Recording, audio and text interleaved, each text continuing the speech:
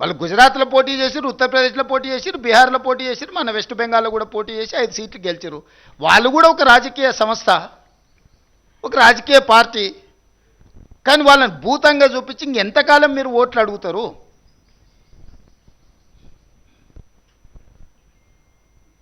కాబట్టి కేవలం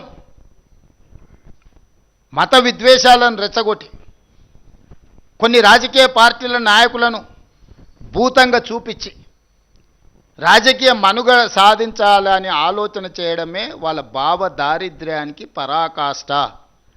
ఈ భావ దారిద్ర్యాన్ని చూసి బీజేపీకి ఓటు వేయాలన్న తెలంగాణ ప్రజలు మీరు ఆలోచన చెయ్యండి.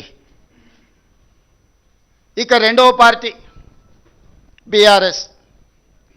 10 సంవత్సరాలు వాళ్ళే, పంచాయతీ మెంబర్ నుంచి పార్లమెంట్ వరకు వాళ్ళే ఉన్నారు, మున్సిపల్ కౌన్సిలర్ నుంచి ముఖ్యమంత్రి వరకు వాళ్ళే ఉన్నారు. 10 ఏళ్లలో వాళ్ళు లేని పదవి ఏదన్నా ఉందా? వాళ్ళ పార్టీ, వాళ్ళ కుటుంబం, వాళ్ళే కదా ఉన్నది. ముఖ్యమంత్రి కేసీఆర్, మున్సిపల్ శాఖ మంత్రి కేటీఆర్ గారు, వార్డు మెంబర్ నుంచి పంచాయతీ మెంబర్ నుంచి పార్లమెంట్ వరకు అందరూ. వాళ్ళ నుంచి గెలవకపోయినా అభివృద్ధి జరగాలంటే మా పార్టీలో చేరాలని ఉన్నోళ్ళందరినీ వాళ్ళే కలుపుకున్నారు. ఇప్పుడు 116 మున్సిపాలిటీలు, 7 మున్సిపల్ కార్పొరేషన్, నాకు తెలిసి 99% వాళ్ళ చేతుల్లో. ఎవ్వరు రెండో పార్టీ లేదు 2 సార్లు, ఇంక్లూడింగ్ గ్రేటర్ హైదరాబాద్. 10 సంవత్సరాలు మీరే ఉంటే మున్సిపాలిటీలో ఈరోజు సమస్యలు ఉన్నాయి, ఈ సమస్యలు పరిష్కరించడానికి మాకు ఓటేయండి అని అడుగుతారేంది? అసలు ఇది ఎక్కడి విచిత్రం?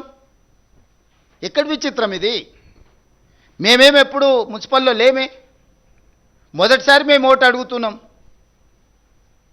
ఇంతకుముందు కౌన్సిలర్ కాదు, కార్పొరేటర్ కాదు, గ్రామాలలో సర్పంచ్ కాదు, ఏదీ లేము. మొత్తం మీరే ఉన్నారు. మంత్రులు మీరే, ఎంపీలు మీరే, ఎమ్మెల్యేలు మీరే, ఎమ్మెల్సీలు మీరే, మేయర్లు మీరే, చైర్మన్లు మీరే, సర్పంచులు మీరే, జిల్లా పరిషత్ మీరే. అసలు బీఆర్ఎస్ వాళ్ళు 10 సంవత్సరాలలో ఏ ఒక్క పదవులైనా ప్రతిపక్షాన్ని బ్రతకనిచ్చిండ్రా? పార్టీ ఫిరాయింపులకు అభివృద్ధి ముసుగుదోడికి ఉన్నోళ్ళందరినీ మీ పార్టీలనే చేరుకున్న 100% మీ చేతుల్లోనే ఉన్నది. నిధులన్నీ మీ చేతుల్లోనే ఉన్నాయి, అధికారం అంతా మీదే ఉన్నది, పెత్తనం అంతా మీరే చెలాయించారు.